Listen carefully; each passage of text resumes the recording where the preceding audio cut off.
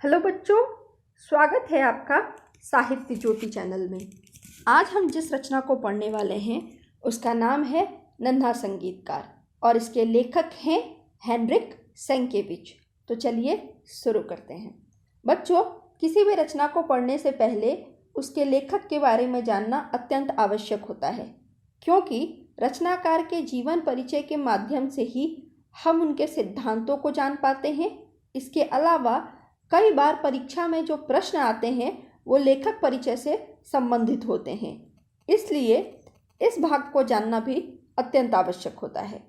आइए हम इसे देखते हैं। हेनरिक सेंकेविच, इनका जन्म सन 1846 में पोलैंड में हुआ था। सेंकेविच नोबेल पुरस्कार प्राप्त करने वाले पोलैंड के प्रथम लेखक थे। सन 1905 में पुरस्कृत सेंकेविच पोलैंड के उन रचनाकारों में हैं जिन्होंने पश्चिमी यूरोप के साहित्यिक परिदृश्य में अपनी खास जगह बनाई। अपने पुरस्कृत उपन्यास को वेडिस लिखने के लिए उन्होंने इटली की यात्रा की थी।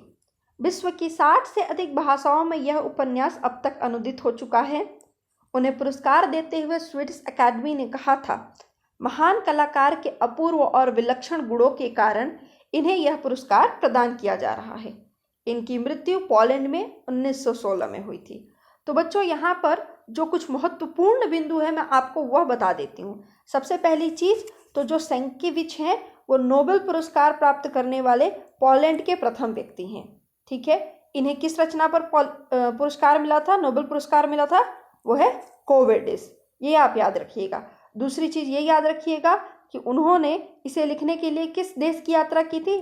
इटली की। इसके अलावा इसका जो अनुवाद है वो 60 से अधिक भाषाओं में किया जा चुका है। तो यहाँ ये 4-5 बिंदु जो हैं वो काफ़ी महत्वपूर्ण है, इन्हें ध्यान में रखा जाना चाहिए। आइए आगे देखते हैं। देखिए, अब इनकी रचनाओं के बारे में बताया गया है। इनके अन्य महत्वपूर्ण उपन्यास हैं ट्रिलॉजी। ठीक है, तो आपके ध्यान रखिएगा, कई बार ये प्रश्न आता है, जो वस्तुनिष्ठ प्रश्न होते हैं या जो बहुविकल्पी प्रश्न होते हैं उसमें ये पूछा जाता है कि ट्रिलॉजी किसकी रचना है, तो वहाँ आपको ये चीज़ ध्यान में रखना होगा। ठीक है, जिसमें 3 उपन्यासों का क्रम है। पहला विथ फायर एंड स्वॉर्ड, दूसरा pan Michael without dogma, children of the soil, Sri Lanka, let us follow him in vain. ये इनकी कुछ रचनाएं हैं, जिसमें से आपको जो महत्वपूर्ण रचना है वो याद रखना है ट्रिलॉजी। ट्रिलॉजी नाम याद रखनी है। एक तो पहली रचना जो आपको बताएगा को वेडिस, जिस पे इन्हें नोबेल पुरस्कार मिला था, वो आपको ध्यान में रखना है। और दूसरा जो इनका महत्वपूर्ण उपन्यास है ट्रिलॉजी, आपको वो ध्यान में रखना है। ठीक है, आइए आगे बढ़ते हैं। सेंकेविच बेहद संवेदनशील और मानवतावादी कथाकार हैं। उनकी रचनाओं में अक्सर जीवन के वेद त्रासद घटनाएं उभर कर सामने आती हैं जिन्हें हम अनदेखा कर देते हैं। नन्हा संगीतकार अपनी भावी प्रतिभाओं को उपेक्षा से उपजी ऐसी कहानी है जो हमें यह सोचने को मजबूर कर देती है कि हम क्यों अपने प्रतिभाशाली बच्चों के इच्छाओं को पूरा करने के बजाय उन लोगों की उपलब्धियों की प्रशंसा करनी चाहिए जो पहले से स्थापित हो चुके हैं। बच्चों के अंदर छिपी हुई प्रतिभा और संभावनाओं को पहचानना, उन्हें विकसित होने के लिए अनुकूल वातावरण देना और समय समय पर उनकी सराहना करना कितना आवश्यक है, यह नन्हा संगीतकार के माध्यम से समझा जा सकता है। ऐसा ना होने पर असमय ही ऐसी प्रतिभाएं कुम्हला जाती हैं। तो आप देख सकते हैं इस अनुच्छेद के भीतर जो इस कहानी में मूल बात है, जिस तरफ लेखक हमारा ध्यान ले जाना चाहते हैं, उसके बारे में बताया गया है। यहाँ पर लेखक ने बताया है कि बच्चों की जो प्रतिभाएं होती हैं उसकी समय समय पर तारीफ करना अत्यंत आवश्यक होता है। उन्हें पहचानना आवश्यक होता है ताकि समाज में हम उसे आगे ले जाने का मौका प्रदान कर सकें। ये हमें इस कहानी के माध्यम से और भी अधिक समझने को मिलेगा कि यदि ऐसा नहीं होता है तो किस प्रकार उनकी प्रतिभाएं कुम्हला जाती हैं। आइए अब हम आगे देखते हैं। बच्चों, यहाँ पर प्रश्न के माध्यम से हम कहानी के सारांश को समझने का प्रयास करेंगे। तो देखिए, यह प्रश्न है, नन्हा संगीतकार कहानी का सारांश लिखिए या फिर नन्हा संगीतकार कहानी को संक्षेप में लिखिए। तो यहाँ पर इस कहानी को संक्षेप में बताया गया है प्रश्नों के माध्यम से, ताकि अगर इस तरह के प्रश्न आए तो आप इसके उत्तर को कैसे लिखेंगे, साथ ही साथ हम संक्षेप में इस कहानी को भी समझते जाएंगे। आइए देखते हैं।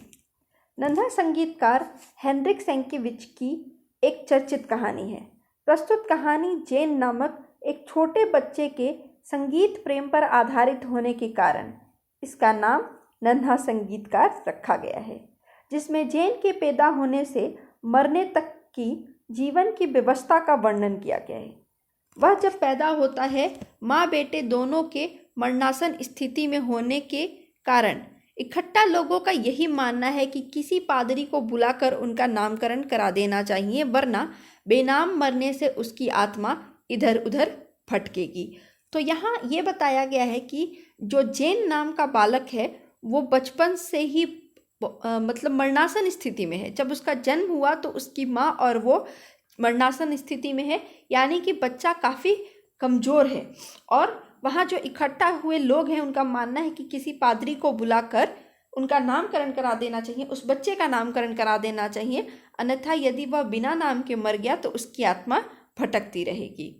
किंतु पादरी के आकर कुछ पूजा पाठ करने के बाद माँ की हालत सुधर गई और धीरे धीरे वह कामकाज करने लगी, किंतु जेन की हालत बेहद नाजुक थी। 4 वर्ष के बाद उसकी भी हालत सुधरने लगी। अब वह 10 वर्ष का हो गया है, किंतु दुबला पतला और नाजुक ही है। वह कल्पना की दुनिया में कहीं खोया रहता था। आइए आगे देखते हैं। जेन की पारिवारिक दशा अच्छी नहीं थी। उसकी माँ मुश्किल से 2 वक्त की रोटियां जुटा पाती थी। बदहाली, व्यवस्था और भुखमरी ने जेन को स्वावलंबी बना दिया था। वह भेड़ बकरियां चराकर जंगलों से मशरूम खोजकर खाता था। परिस्थितियों ने उसे ऐसा बना दिया था कि वह मेहनत के कार्य करने लायक नहीं रह गया था।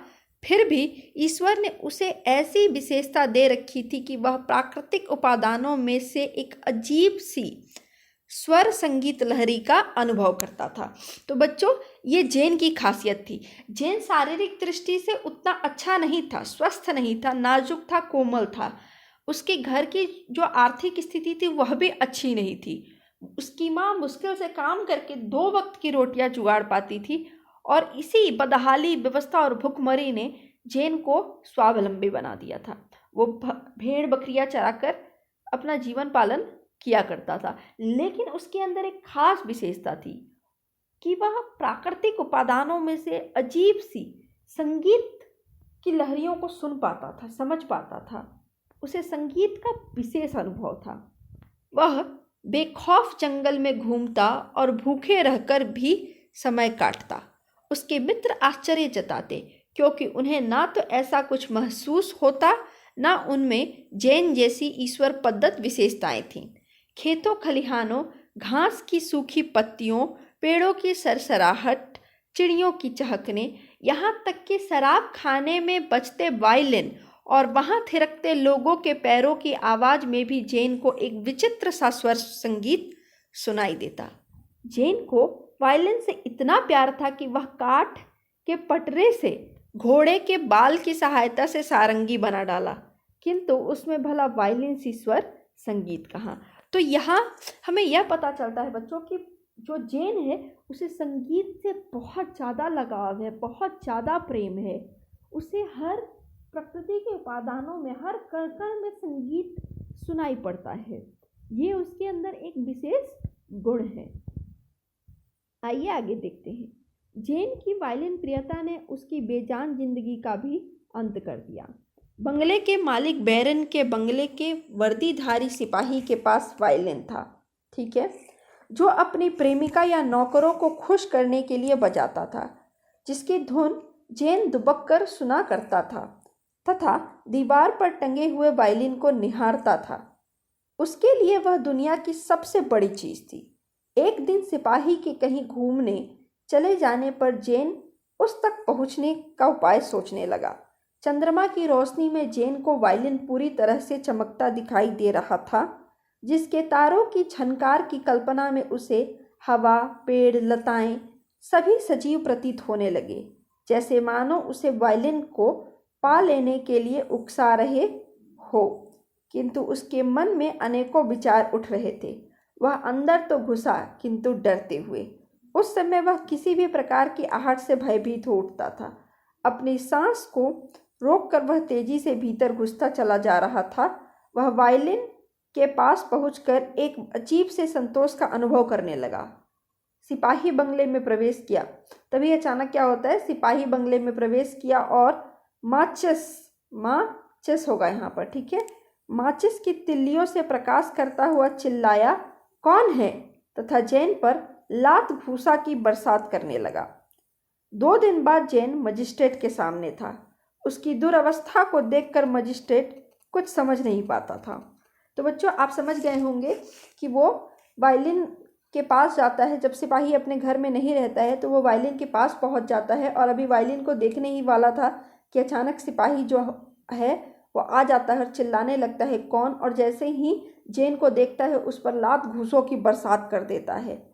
और 2 दिन के बाद उसे मजिस्ट्रेट के सामने प्रस्तुत किया जाता है और मजिस्ट्रेट उसकी इतनी बुरी हालत को देखकर भी समझ नहीं पाता है कि उसे क्या हुआ है, उसके साथ क्या हुआ है। इसलिए, और जब वह समझ नहीं पाता है तो मजिस्ट्रेट उसे क्या सज़ा सुनाता है, देखिए।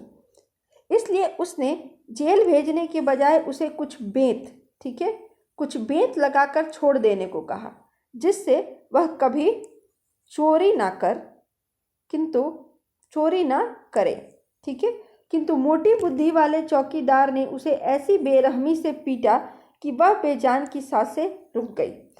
तो जज साहब उसे केवल बेट से पीटने की सज़ा देते हैं, परंतु जो चौकीदार था उसको कुछ भी समझ में नहीं आता है। वह इतना बेरहम रहता है कि उसको इतनी बुरी तरीके से पीटता है कि लगभग जैन की सांस ही रुक जाती है, जिसमें माँ उसे अवस्था में उठाकर ले गई।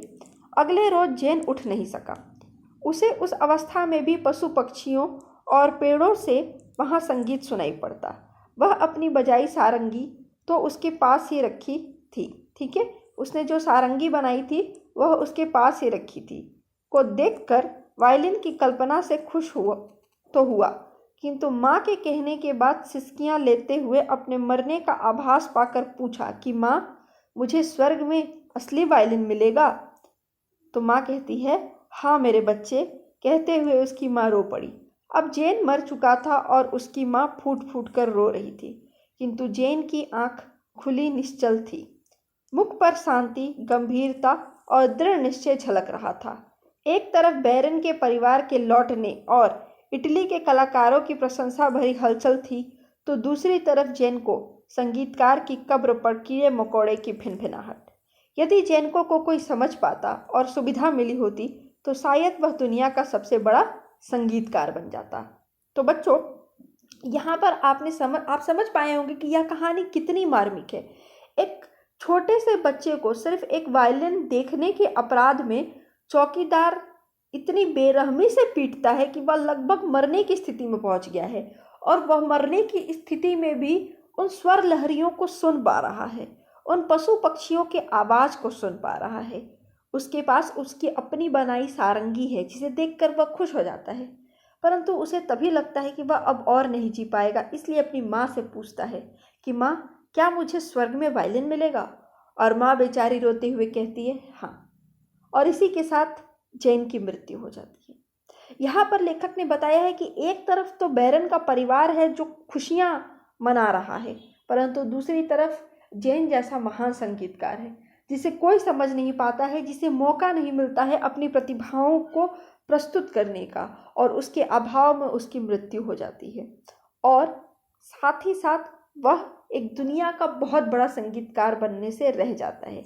दुनिया एक महान संगीतकार से वंचित रह जाती है।